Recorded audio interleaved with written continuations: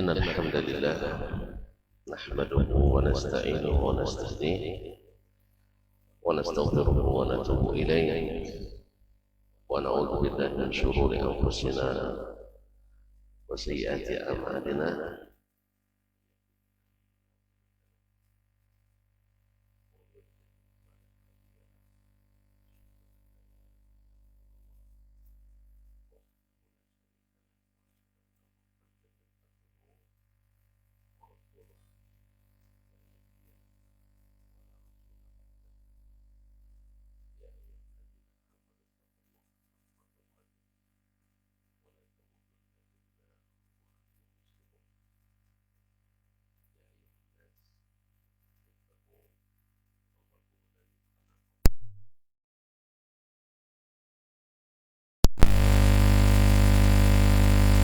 كثيرا ونساء واتقوا الله الذي تساءلون به والأرحام إن الله كان عليكم رقيبا يا أيها الذين آمنوا اتقوا الله وقولوا قولا سديدا يصلح لكم أعمالكم ويغفر لكم ذنوبكم ومن يطع الله ورسوله فقد فاز فوزا عظيما أما بعد فإن أصدق الحديث كتاب الله وخير الهدي هدي محمد صلى الله عليه وسلم وشر الأمور محدثاتها وكل محدثة بدعة وكل بدعة ضلالة. معاشر المسلمين معاشر المسلمات الحاضرين والحاضرات والمشاهدين والمشاهدات أو المستمعين والمستمعات رحمني الله وإياكم. Alhamdulillah, pada kesempatan ini di subuh yang mudah-mudahan bercahaya, kita diizinkan Allah kembali duduk bersama untuk sama-sama mengaji dengan Imam Al-Bukhari rahimahullahu ta'ala melalui kitabnya Al-Adabu Al-Mufrad. Mudah-mudahan kehadiran kita diterima oleh Allah Subhanahu wa ta'ala dan sebagai tanda syukur kita kepadanya. Salawat dan salam kepada Nabi kita alaihi salatu wassalam, yang dalam hari ini kita belajar sunnah-sunnahnya. Mudah-mudahan kita juga mendapatkan syafaatnya hari kiamat nanti. Kita sampai pada bab yang ke-179. Qala Al-Imam Al-Bukhari rahimahullah, babu yanmi khairan bainan nas. Babun yanmi khairan bainan nas, yani hadza babun, ini bab tentang orang yang yanmi khairan, yanmi dengan makna yarfa atau yansur, khairan kebaikan, bainan nas di antara manusia. Jadi kalimat yanmi artinya adalah memberitakan. Misalnya fulan yanmi al-hadith ila Nabi sallallahu alaihi wasallam, maknanya adalah yarfa'ul hadith ila Nabi sallallahu alaihi wasallam. Qala haddatsana Abdullah ibn Salih, telah menceritakan kepadaku atau kepada kami hadis ini Abdullah ibn Salih al-Hadrami al-Misri, ma'ruf dengan Katibul Laits. Katibu Al-Laits, penulis hadis-hadis Laits ibn Sa'ad. Qala haddatsani Al-Laits, dia berkata telah menceritakan kepadaku Al-Laits ibn Sa'ad Al-Misri Abu Muhammad Al-Fahmi. Qala haddatsani Yunus, telah menceritakan kepadaku Yunus, yani Yunus ibn Yazid Al-Aili Al-Misri an Ibn Shihab, dari Ibn Shihab, yaitu Abu Bakar Muhammad ibn Muslim ibn Ubaidillah ibn Abdullah ibn Shihab Az-Zuhri, masyhur, orang yang pertama mengumpulkan hadis secara besar-besaran atas perintah Amirul Mukminin Umar ibn Abdul Aziz. Qala akhbarani Humaid bin Abdurrahman, telah menceritakan kepadaku Humaid bin Abdurrahman Ar-Ru'asi Al-Himyari, anna ummahu Umma Kulthum ibnata Uqbah bin Abi Mu'aid akhbarathu, bahwa ibunya Ummu Kulsum binti Uqbah bin Abi Mu'aid, akhbarathu, menceritakan kepadanya, annaha sami'at Rasulullah sallallahu alaihi wasallam yaqul, bahwasanya dia mendengar Rasulullah sallallahu alaihi wasallam bersabda, laisal kadzabu alladhi yuslihu bainan nas, laisal kadzab alladhi yuslihu bainan nas, fayaqulu khairan aw yanmi khairan, fayaqulu khairan aw yanmi khairan. Qalat walam asma'hu yurakhisu fi shay'in mimma yaqulu an-nasu min al-kadhibi illa fi thalath: al-islahu bayna an-nas, wa hadithu ar-rajuli imra'atahu, wa hadithu al-mar'ati zawjaha. Akhrajahu al-Bukhari wa Muslim aidan. المؤلف أخرجه أيضا في الصحيح، وكذلك مسلم وأبو داود والترمذي. نعم، وهذا حديث صحيح. Berkata Imam Al-Bukhari rahimahullah, hadis ini diriwayatkannya dari jalan Abdullah bin Saleh Katibul Lais, dari Lais ibn Sa'ad, dari Yunus bin Yazid Al-Aili, dari Ibn Shihab, dari Humaid bin Abdurrahman, dari ibunya Ummi Kulthum ibnatu Uqbah bin Abi Mu'aid. Ini subhanallah, Allah subhanahu wa ta'ala bisa saja menjadikan dari orang-orang yang fasik anak-anak yang salih dan salihah. Uqbah bin Abi Mu'aid adalah salah seorang pentolan kapal Quraisy dulu, sedangkan anaknya jadi salah seorang perawi hadis dan sahabat Nabi alaihi salatu wassalam. Annaha sami'at Rasulullah sallallahu alaihi wasallam yaqul, dia mendengar Rasulullah sallallahu alaihi wasallam bersabda, laisal kadzab alladhi yuslihu bainan nas, tidak dihitung berdusta orang yang mendamaikan antara orang yang bertikai. Fayaqulu khairan, lalu dia mengucapkan yang baik, aw yanmi khairan, atau memberitakan yang baik. Ma'asyarul kiram dirahmati Allah, masukkan hadis ini oleh Imam Al-Bukhari rahimahullah min babil adab, sebab al-kazib, dusta, itu tidak masuk adab yang baik, bahkan seburuk-buruk adab.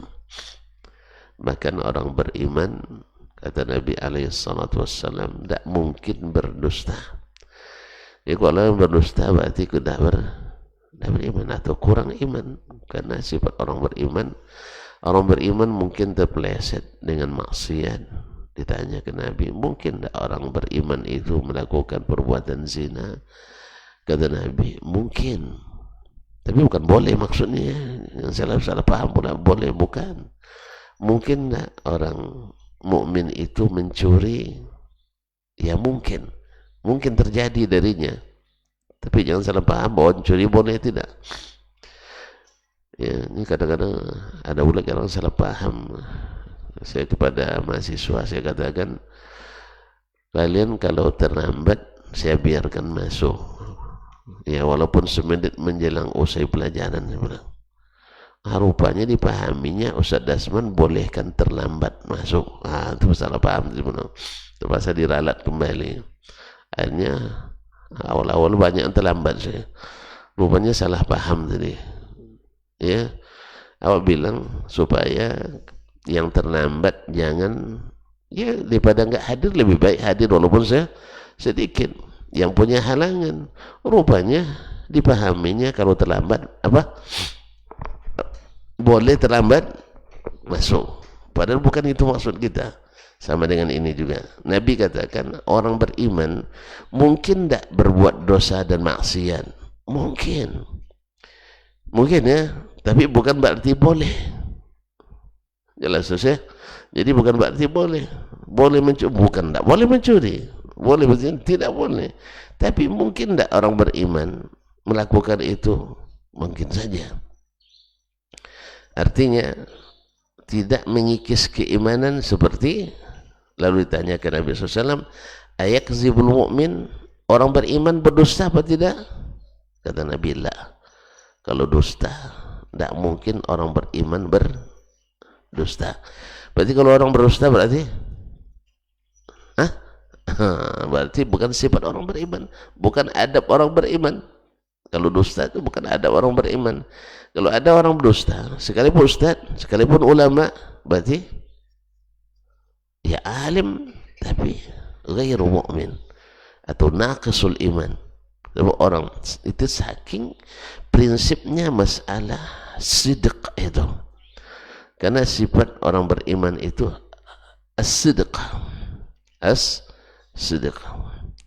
Kalau tidak sidik berarti tidak sifat orang beriman. Ma'asyarul kiram dirahmati Allah.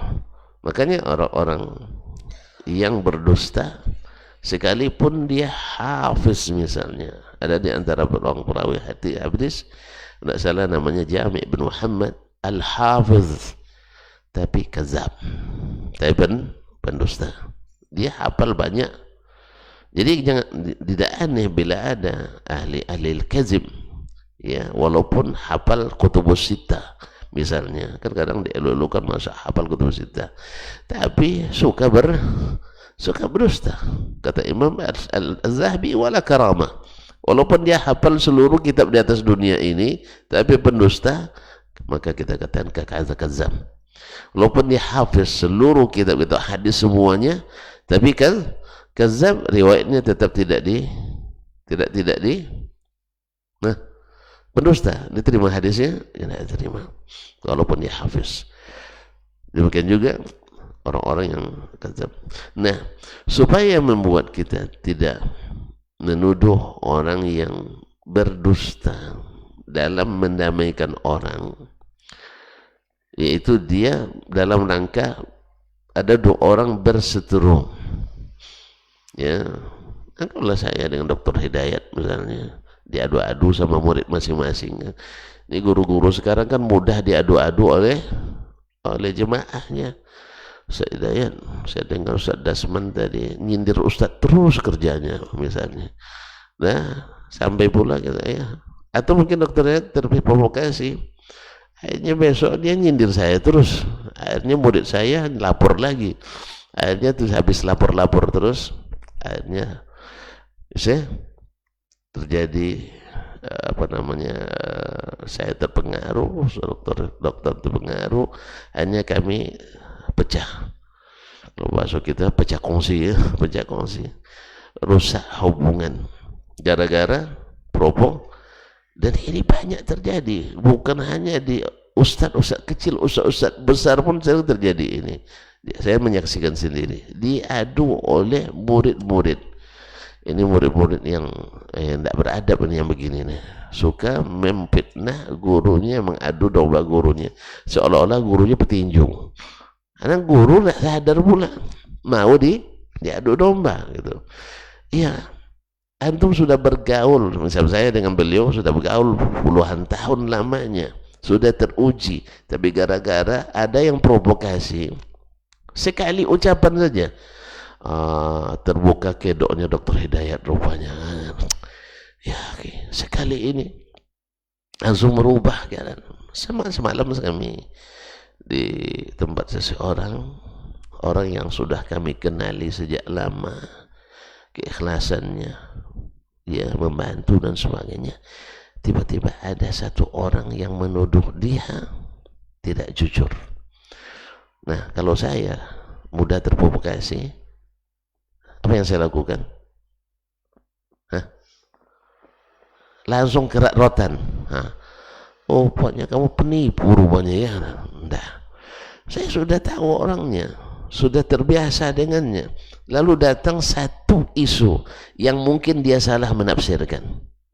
Atau orang yang sedang marah karena kecewa misalnya dengan sesuatu yang tidak sesuai dengan rencana. Jelasnya, kadang hanya dugaan-dugaan. Makanya terjadi kita harus klarifikasi dan konfirmasi. Ini penting sekali. Betul sekali, dan harus juga berani untuk terbuka. Jangan suka, orang kita ini itulah bedanya memang, dia senyum sama kita tapi dendam membara. Dia senyum sama kita tapi dendam membara. Akhirnya di peluknya kita tikam dari belakang. Nauzubillah, ini tidak baik. Jadi oleh sebab itu, nah bila ada tuan-tuan melihat dua orang yang berseteru gara-gara isu yang tidak benar, lalu datang orang yang berinisiatif ingin mendamaikan di antara keduanya. Nah, datanglah Syekh Ustaz, datang ke Ustaz Hidayat. Ustaz, saya sebenarnya tidak percaya yang terjadi antara Ustaz ini begini-begini. Dan sebetulnya saya sudah klarifikasi ke Ustaz Dasman. Begini-begini, dia pokoknya menyebut yang baik-baik. Walaupun saya tak katakan itu. Tujuannya apa? Untuk mendamaikan. Ya, untuk mendamaikan. Lalu dia mengatakan sesuatu, saya memuji habis-habisan. Bahwa saya sama sekali tidak ada menyimpan kemarahan. Dan seterusnya. Walaupun tidak ada sama sekali saya katakan itu. Setelah pas itu datang pula ke saya, Ustaz, saya dengar saya dah begini-begini, mengatakan yang baik-baik, fayanmi khairan, fayaqulu khairan. Akhirnya kami pun bisa bersama kembali dan kembali seperti semula. Nah, yang seperti ini kata Nabi SAW, laisa bil kadzab. Yang seperti ini tidak dihitung berdusta. Tidak dihitung berdusta. Karena yang dia katakan kebaikan. Ya, untuk mendamaikan antara dua orang sahabat atau dua orang bersaudara yang bertikai. Makanya kaum muslimin dan muslimat yang dirahmati Allah, bila terdengar dari saudara kita sesuatu, ya jangan lama-lama tidak bertemu, ya cepat bertemu, karena bertemu itu menghilangkan sakwa sangka. Pokoknya bencinya luar biasa katanya kan, kata yang ini benci sama Ustaz itu luar biasa. Saya tidak ngira Ustaz katanya, tidak ngira. Yang ngadu juga gitu, tidak mengira saya seperti itu. Setelah bertemu rupanya nggak ada apa-apa. Ya, orang kalau benci susah disembunyikan. Senyumnya senyum terpaksa. Itu tidak pernah pelajari senyum terpaksa. Hah? Kami ada belajar, ini senyumnya terpaksa, ini senyumnya lepas sukarela, ini senyumnya hanya senyum kamuflase di atas di depan kamera. Nah, harus dibedakan senyum depan kamera dengan senyum sungguh, harus dibedakan. Ini kadang-kadang disamakan semuanya. Itu pernah belajar sudah? Belajar senyum terpaksa, senyum tak diduga, tidak pernah kan? Coba pelajari itu. Cara tatap mata, pandang kitab, pokoknya tak benar dan tidak dia, tak benar dan tidak. Nanti datang pelajari curiga pula. Nah, jadi kaum muslimin dan muslimat dirahmati Allah, ini kata Nabi SAW yang mendamaikan orang, lalu mengatakan yang baik untuk supaya damai di antara kedua yang bertikai, itu tidak disebut dengan al-kazam, tidak disebut dengan al-kazam, tidak dihitung berdosa.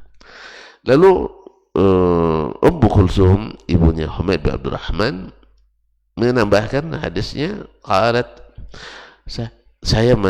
dia berkata, walam asma'hu, saya tidak pernah mendengar Rasulullah SAW yurakhisu fi syai'in mimma yaqulun nasu minal kadzib illa fi thalath. Saya tidak mendengar Nabi memberikan rukhsah, keringanan dusta yang sering dikatakan orang, atau perkataan dusta yang sering dikatakan orang, kecuali dalam 3 perkara atau 3 masalah. Tidak boleh, tidak pernah saya mendengar Nabi SAW menghalalkan dusta kecuali pada 3 perkara atau 3 keadaan. 1, al-islahu bainan nas, yaitu mendamaikan antara masyarakat atau orang yang berseteru atau berselisih. Karena memang prestasi terbesar syaitan itu memang memecah belah. Makanya saya katakan, kalau ada orang tukang pecah belah itu syaitan. Ya, kalau ada orang yang membubarkan pengajian itu syaitan. Ya, karena syaitan itu, antum tahu enggak? Ketika dia datang ke umat Nabi Nuh sebelum Nabi Nuh diutus, tampilannya seperti apa? Hah? Lupa antum. Ketika syaitan, iblis datang mempengaruhi umat Nabi Nuh supaya berbuat syirik, datangnya tampilannya seperti apa? Seperti preman atau seperti ustad? Saya lupa antum. Seperti ustad. Dia gayanya gaya kiai besar. Nah, kalau mana ada orang mau disesatkan kalau kecuali oleh kiai, kecuali oleh ustad. Jadi datang iblis dalam bentuk ustad besar. Ketika orang bersekongkol nak membunuh Nabi di malam hijrahnya, iblis datang lagi rapat kan? Nggak ingat abang tuh, abang tukang absennya. Orang rapat di Darun Nadwah waktu itu, ya, lalu syaitan datang menyamar sebagai apa? Ustadz juga, penasihat, orang yang berpengalaman dari Najd katanya, ya, tampilannya meyakinkan, ya, lalu datang membawa makar. Jelas kaum muslimin muslimat. Jadi selalu datangnya seperti ustadz. Nah, kalau ada ustadz kerjanya tukang bubarkan pengajian, berarti jelmaan syaitan. Nah, walaupun ustadz, karena memang tidak mungkin orang akan mempercayai ini harus dibubarkan kecuali ada rekomendasi dari ustadz. Berarti ustadznya antum yang bilang. Nah, jadi itu kaum muslimin dan muslimat yang mati. Maka hati-hati. Kalau nak jadi ustadz, jadikan ustadz yang menghidupkan pengajian, jangan yang tukang bubarkan pengajian, supaya tidak mengikut cara syaitan. Nah, karena syaitan itu ada syaitan jin, ada syaitan manusia. Dan Allah memang sudah menjadi sunnatullah dijadikannya musuh-musuh para nabi itu, para ulama itu, para pendakwa itu, syayatinul insi wal jin, syaitan di kalangan manusia dan jin, ada semuanya. Oleh sebab itu antum pilih aja nak jadi ustad. Jadi ustad yang menjadi utusan syaitan atau menjadi ustad yang menjadi utusan Ar-Rahman, Allah Subhanahu wa taala. Ma'asyar kiram dirahmati Allah. Nah, tidak terhitung dusta satu orang yang mendamaikan, bukan orang yang menyebabkan orang berselisih. Yang mendamaikan dengan apa? Ya, satu tentu saja dengan ilmu, dengan kitab wa sunnah, dengan mengembalikan umat kepada jalan yang lurus. Jangan mendamaikan ikut yang salah, itu tidak damaikan namanya, akan tetap potensi bermasalah sepanjang masa. Ya Ustaz, ya, misalnya terjadi tabrakan antara 2 mobil, yang satu di jalur yang benar, satu di jalur yang salah. Datang Pak Polantas, polisi, lalu damaikannya, lalu dia benarkan yang salah dan dia salahkan yang benar. Ini damai namanya? Tidak mendamaikan. Ini buat permusuhan. Ini ada dulu di sana, ada orang Sudan tabrakan sama orang Saudi. Lalu polisinya bela-belain orang kampungnya. Biasa lah kan, kita kan di sini juga gitu. Kalau polisi orang Ocu nanti misalnya, lalu tabrakan saya orang Ocu dengan antum orang Ocu juga. Yang bukan Ocu tunjuk tangan misalnya. Tentu ketika saya lihat namanya, Ainyo salah Cunya kan, manonya kan, Mujalai, kan sekampung dan di Pulau Jayang misalkan, itu nyambung cerita lagi. Akhirnya dia ada kecenderungan, ini ya, ini bicara tentang yang tidak yang tidak istiqamah di atas hukum. Lalu dikatakan disalahkannya yang bukan orang Acu tadi. Damai jadinya enggak? Bisa damai kayak gini? Enggak. Akhirnya dia hanya mengatakan begini aja lah, kalian perbaiki mobil masing-masing. Berarti kan damai judulnya nih. Mana mau orang Sudannya? Karena dia yang ditabrak. Jelas? Akhirnya tidak selesai masuk orang Sudan dan mobil ditabraknya mobil orang tuh. Sekarang saya yang salah katanya. Paham enggak? Tidak selesai karena ada ketidakadilan di dalamnya. Yang jelas orang ini salah, tapi karena sekampung lalu disalahkan orang lain, karena sepaham lalu disalahkan yang benar. Karena ada kita yang seperti itu, karena sepaham ini kita bela yang sepaham dengan kita ini, walaupun yang benar ini. Akhirnya masuk dia lagi dalam mobilnya, masuk gigi satu, tabraknya mobil orang tuh. Sekarang tulis tilang, saya yang salahnya. Paham nggak? Nah, jadi banyak orang yang kadang-kadang seperti itu. Dia di jalur yang salah, tapi karena sepaham dengan yang memutuskan, istilah saya bilang wasit ikut main. Kalau wasit ikut main, ya menanglah kesebelasannya. Ya bang ya, nak gol, prit, offside. Nah, kemudian dia bisikkan kepada seluruh pemainnya, tackle aja ya, di diving saja. Pokoknya apa yang kalian lakukan saya tidak tiup fluid. Apa lakukan aja. Habis itu ada yang usung piala, nanti dia yang jadi pemenangnya. Apa sebab? Wasit ikut main. Itu adil bermainnya? Tak akan adil. Kok sampai sini? Contohnya, jadi kalau yang begini bisa mendamaikan, yang begini bisa mendamaikan? Tidak mungkin, sebab dia menyebelah. Nah, yang mendamaikan adalah yaqulu khairan wa yanmi khairan, yaitu yang mengatakan yang baik, pergi ke sini, lalu dia masing-masing, ya kalau di misalnya dalam masalah agama, dari nasihati yang ini, lepas itu baru dipertemukan, akhirnya dinamaikan. Bukan justru ini dihasut-hasut, ini dituntut-tuntut. Akhirnya apa yang terjadi? Wasit ikut bermain, akhirnya wasitnya jadi pemenang. Dan ini adalah cara-cara syaitan dalam mengatur permainan. Baik.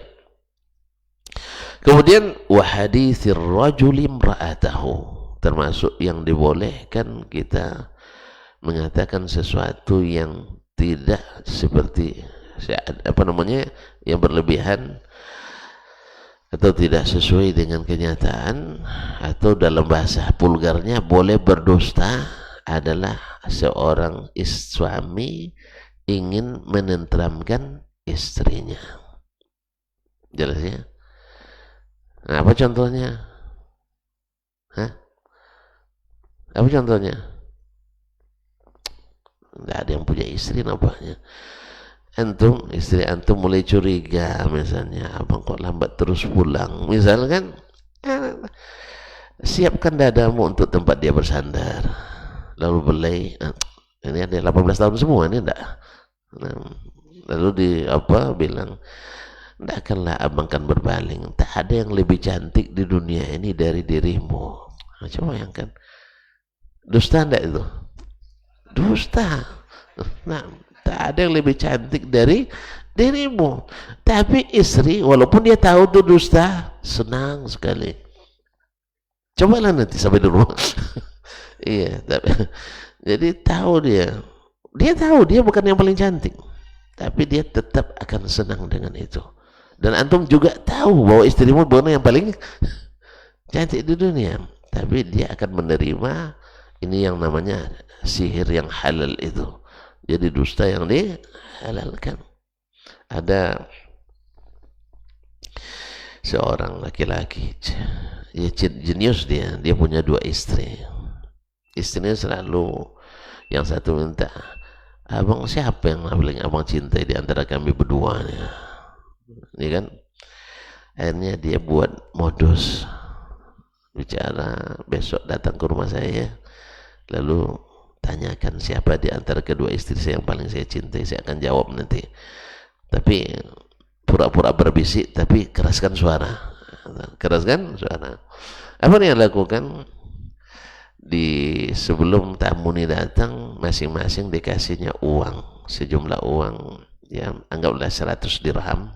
Ini dikasih, yang satu juga dikasih 100, ya yang satu dikasih 100 dirham, yang satunya juga 100 dirham. Nah, lalu datanglah kawannya tadi bertamu, lalu tanya, ngomong-ngomong nih Ustaz Dasman, antum kan punya istri 2 ini, siapa yang paling Ustaz cintai di antara keduanya? Jangan keras-keras, tapi sengaja suaranya keras juga supaya kedengaran oleh masing-masing. Nah, dia bilang, ya ini rahasia kita, tahu enggak kamu yang paling saya cintai di antara mereka berdua, yang hari ini saya kasih uang 100 dirham atau dinar. Kan dua-duanya kan dikasih tadi. Alhamdulillah, rupanya saya yang paling cintai abang. Di sebelah juga bilang, alhamdulillah saya paling dicintai. Nipu enggak? Nipu enggak? Ya nipu sebenarnya, tapi nipu halal ini. Nipu yang halal. Jelas? Yang namanya hati, antum pasti cenderung pada salah satunya. Sah? Pasti ada kelebihan yang paling antum suka. Di sini mungkin ada kekurangan yang paling antum tidak suka. Yang namanya manusia kan tidak ada sempurna. Kita pun tidak juga sempurna. Apalagi kita yang asalnya saja. Kita kan asalnya, istri kita diciptakan dari tulang rusuk kita. Taib. Dia yang diciptakan dari yang tulang yang bengkok saja. Nah, kita yang asal saja tidak sempurna, apalagi yang dari awalnya memang bengkok. Nah, awak diciptakan dari tanah hitam saja, tanah hitam, tanah liat. Nah, jadi mungkin gimana ya, pokoknya kemudian diciptakan dari ma'in mahin, air yang hina. Tapi Allah SWT angkat kita, karena ini namanya sihrun halal atau kazibun halal, yang dibolehkan. Yang ketiga, wa hadithil mar'ati zawjaha. Demikian juga sebaliknya, perempuan atau istri juga berbohong untuk menyenangkan hati suaminya. Misalnya kalau dapat suami misalnya yang ya mungkin penghasilannya tak seberapa, ya, lalu dibelikan sesuatu yang sebenarnya bukan itu yang diinginkan, tetapi karena pandainya menyenangkan hati suaminya, dia bilang, alhamdulillah bang, begini ini luar biasa. Maksudnya luar biasa jeleknya. Iya, tapi luar biasa. Ini tengok buktinya, setiap hari saya pakai terus. Supaya dia contohnya modelnya dipakai tiap terus karena suka, bukan supaya cepat lusuh, dipakai dibeli lagi nanti yang lain. Nah, coba sepatu yang abang beli itu ke masjid saya bawa, ke arisan saya bawa, pergi mandi saya bawa, kemana-mana saya bawa, ke sawah pun saya bawa. Supaya apa? Pergi ke masjid mudah-mudahan hilang. Nah, ya, kata Ustaz Akmal kan, sepatu tidak diganti Ustaz. Udah lama saya letak sembarangan sepatu ini supaya diambil orang, gak ada yang ngambil. Jadi sampai sekarang belum ada alasan untuk ganti sepatu. Gitu lebih kurang. Nah, yang seperti ini dihalalkan boleh. Nah, ini dibolehkan.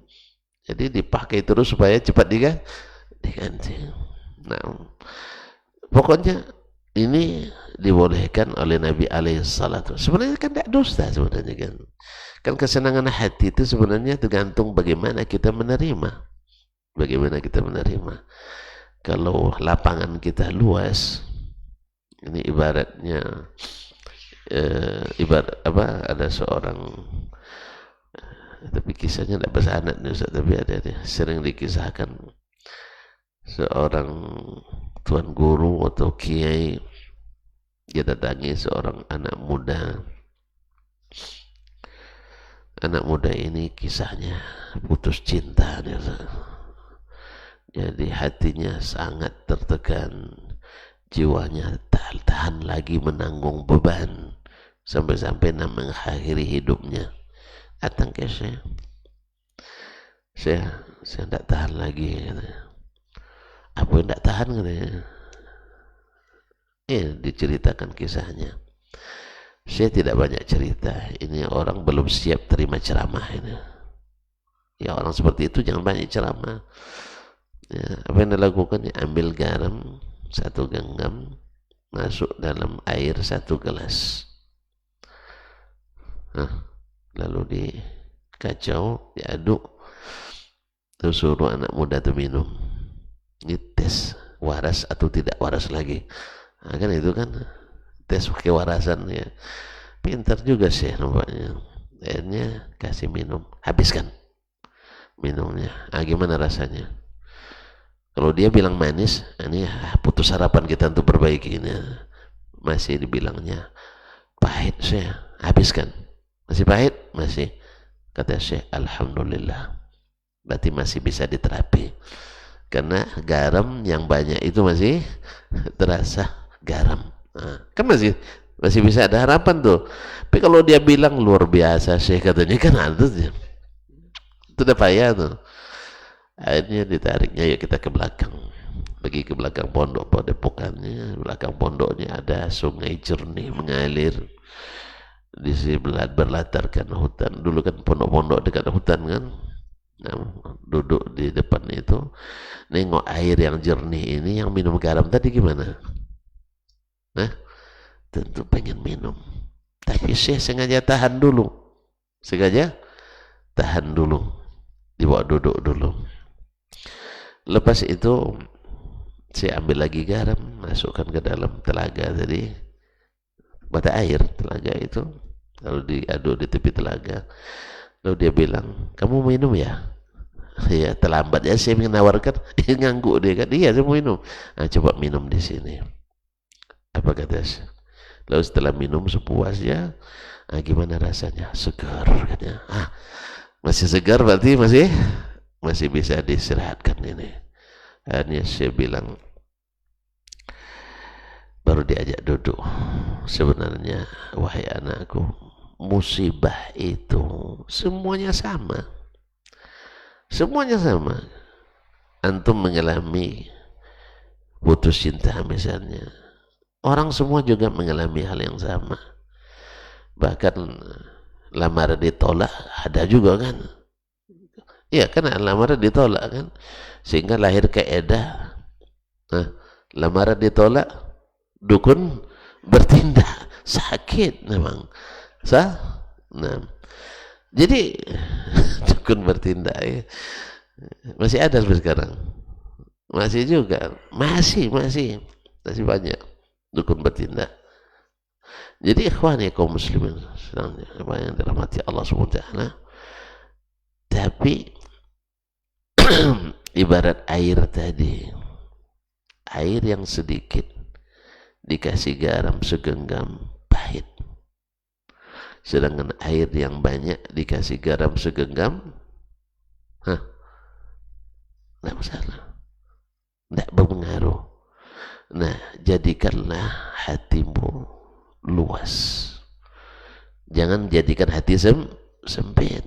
Karena sempit, dikit saja musibah, dikit saja tersinggung, dikit orang mencela, langsung down, hilang semangat, mati langsung, tidak bisa dicas lagi. Tidak bisa dicas lagi. Ini kalau berdakwah ini sebentar gantung sorban. Kalau sorban lah, atau sal. Kalau main bola gantung sepatu. Kalau nak tinju gantung sarung. Ini tidak bisa. Makanya harus lapang. Itu aja bedanya. Kalau hati antum lapang, sekeras apapun orang mencaci, dia akan bosan sendiri. Bosan sendiri. Kadang-kadang nakal juga saya lihat komentar orang terhadap kita kan. Buat status di tag-nya kita. Akhirnya mereka sendiri sesama mereka tidak usah lagi di komentarin, tidak akan dijawabnya itu kan. Rasakan. Untuk apa saya menjawab? Ya, misalnya saya dibilang bongak misalnya. Masa dokter bongak? Kan tidak mungkin. Sah? Kemudian kalau saya tidak bongak, walaupun seluruh dunia ini bilang saya bongak, saya tetap tidak akan bongak. Sah? Betul sih? Tidak akan ada orang yang berkata. Justru dia yang dipebongak orang nanti. Tapi kalau saya ikut komentari bongak, itu baru ikut bongak saya. Tahu bongak bang? Tahu and you. Ada bilang, masa sudah jadi dokter di luar negeri pula bongak. Makanya saya belajar dari Musa, Nabi Musa alaihissalam. Lihat Nabi Musa alaihissalam kan dituduh sama Fir'aun dengan berbagai tuduhan. Alam nurabbika fina, ya kan? Kemudian waqatalta nafsan. Ini dijawab oleh Nabi Musa alaihissalam. Dijawabnya, ya, kalau kamu pelihara saya, ala an abadta bani Israel, kamu yang memperhamba bani Israel. Akhirnya saya lahir dalam keadaan ketakutan ibu saya. Akhirnya saya tanpa perbuatan saya, tanpa keinginan saya harus berada di istana kamu karena kamu zalim. Sah? Adapun saya membunuh orang itu, waktu itu saya belum berilmu. Kemudian kalau saya serahkan diri kepada kamu Fir'aun, kamu tuh orangnya nggak adil. Sebab seperti tadi, satunya dari kaum Fir'aun, satu Bani Israel. Kau pokoknya hukum yang berlaku, pengikut Fir'aun pasti benar, Bani Israel pasti lawan benar, ya salah, pasti salah. Oleh sebab itu saya lari karena nggak ada keadilan di sini. Akhirnya saya lari keluar negeri karena tidak ada keadilan. Makanya kaum muslimin dan muslimat dirahmati Allah. Adapun tuduhan inna rasulakumul ladzi ursila ilaikum lamajnun, ini rasul yang diutus kepada kalian ini gila. Nabi Musa tidak jawab. Nabi Musa tidak jawab. Apa sebab? Pertama, dia tidak gila. Yang kedua, Fir'aun tahu dia tidak gila. Buktinya Fir'aun tahu bahwa dia tidak gila. Hah? Tahu tidak Fir'aun dia tidak gila? Tahu. Apa buktinya? Dikasuskan. Sebab kalau sudah gila dikasuskan lagi. Kan tidak dikasuskan. Makanya banyak di Indonesia orang kalau sudah tersangkut kasus langsung gila. Atau digilakan. Coba lihat, bukan beberapa waktu yang lalu banyak kiai, ustadz, dai yang diserang orang tak dikenal kan? Ya tak? Habis itu langsung gila. Mungkin juga dikasih obat gila orang, bisa juga mungkin ya. Gila tidak akan dikasuskan lagi. Bukti. Nah, sekarang Fir'aun kasuskan tidak Musa? Dikasuskannya. Kan diperkarakan Musa alaihissalam. Tidak tahu balas budi kamu katanya. Masya Allah, betul juga. Saya tidak pandai baca balai jasonya. Awak membuahnya kan. Kita yang memeliharanya sejak kecil tapi tidak pandai berbalas budi. Gimana nak berbalas budi? Kamu tuh zalim. Ya, jasa untuk memelihara sejak kecil itu hilang gara-gara kezaliman itu. Apalagi jasa mampu. Kaum muslimin dan muslimat dirahmati Allah SWT. Zalim dengan makna seluruhnya. Akhirnya Nabi Musa tidak bisa bebas berdakwah gara-gara itu Fir'aun zalim tadi. Adapun jasa dia untuk memelihara Nabi Musa sejak kecil gara-gara kezalimannya juga. Sehingga Nabi Musa kan lahir di tahun seluruh yang lahir laki-laki dibunuh. Kan Fir'aun kan setahun tidak dibunuh, setahun dibunuh. Nabi Harun lahir di tahun tidak diberlakukan hukum bunuh bagi bayi Bani Israel. Bani Israel aja, kalau kaum Koptik enggak, Bani Israel aja. Bani Israel yang lahir dibunuh Nabi Harun lahir di masa tidak diberlakukan, sedangkan Nabi Musa lahir di masa diberlakukan. Makanya Harun aman, Musa tidak aman. Makanya ketika itu Nabi Musa katakan, apa namanya, kamu itu hai Musa, Fir'aun, saya masuk ke istana itu bukan atas kehendak saya, tapi karena konsekuensi dari aturan dan undang-undang yang kamu tetapkan. Jelas ya? Masyaallah. Jadi syahid di sini, orang mencaci maki, mencela, merendahkan dengan yang tidak ada pada kita, tidak perlu dijawab. Tidak perlu dijawab, lapangkan saja hati. Jelas ya? Banyak kan pembuangan, apa istilah dalam komputer, apa namanya itu? Recycle. Recycle bin, apa mana bin itu? Badan intelijen. Apa itu ya? Apa maknanya? Keranjang sampah ya. Banyakkan aja, anggap aja itu sampah-sampah yang berserakan. Buang ke tempat-tempat yang jauh. Ya, jangan masukkan pikiran. Sebab apa? Antum dibilang tadi, seperti saya kata-kata, dibilang bodoh, antum tidak bodoh. Semua orang tahu bahwa antum tidak bodoh. Antum bilang gila, alhamdulillah antum tidak gila. Hari ini memang kita sebagai na'i tidak pernah dibilang gila. Apa sebab? Sebab kalau gila hari ini identik dengan wali. Jadi mereka tidak mau akui kita jadi jadi wali. Sebab kalau ada gila nanti jadi wali majzub. Zaman Nabi nggak ada wali majzub. Jelas? Zaman Nabi itu wali majzub tidak ada. Makanya Nabi dibilang gila. Untung juga kita hari ini. Istilah wali majzub membuat orang tidak sebut kita gila. Sebab kalau udah gila nanti diangkat jadi wali. Ini untung juga ini. Sebab kalau ada yang tuduh Ustaz Dasman gila katanya kan, pasti nanti pengikut akan bilang, berarti dari jadi wali Ustaz. Makanya mereka tidak bilang kita gila. Jelas? Allah musta'an. Makanya kaum muslimin dan muslimat dirahmati Allah, kembali ke sini.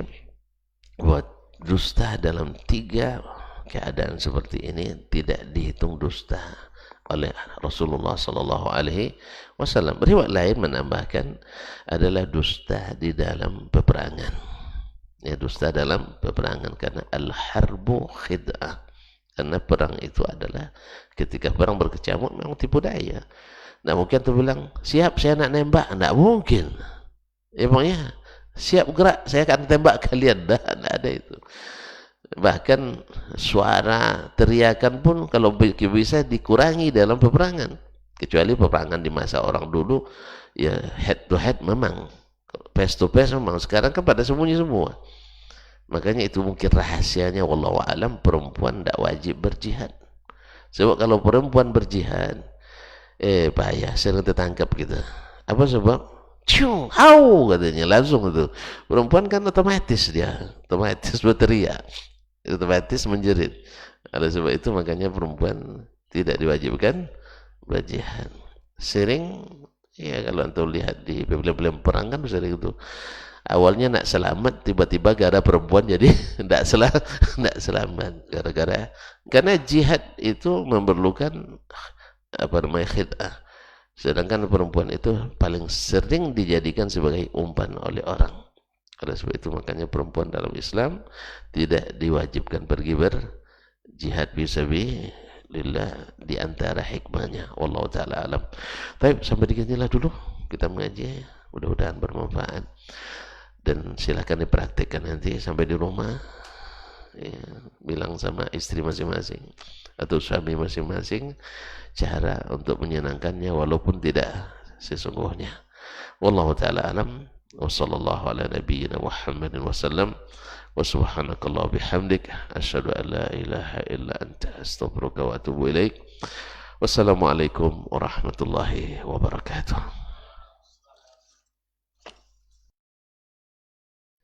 Majtama'a qaumun fi baitin min buyutillah yatluna kitab Allah wa yatadarasunahu fima bainahum illa nazalat alaihimus sakinah wa ghasyiyatuhumur rahmah wa haffat bihimul malaikah wa dzakarahumullahu fiman indah. Tidaklah suatu kaum duduk di salah satu rumah Allah membaca ayat-ayat Allah dan sama-sama mempelajarinya, kecuali turun kepada mereka as-sakinah, ketentraman dan kenyamanan. Wa ghasyiyatuhumur rahmah, dan mereka diliputi pula oleh rahmat, kasih sayang dari Allah Subhanahu wa taala. Wa haffat bihimul malaikah, dan mereka pun dikelilingi oleh para malaikat, karena malaikat suka majlis-majlis zikir dan ilmu. Wa dzakarahumullahu fi man indah, dan Allah akan banggakan sebut-sebut mereka di kalangan malaikat-malaikat yang ada di sisinya, di masyarakat atas. Mudah-mudahan kita termasuk yang sering disebut-sebut di sisi Allah di kalangan para malaikat, dan di akhir majelis ini mudah-mudahan kita pula mendapatkan seperti yang tersebut dalam hadis qudsi, qumu maghfuran lakum, silahkan berangkat meninggalkan majelis ini dalam keadaan diampuni dosa-dosa kalian.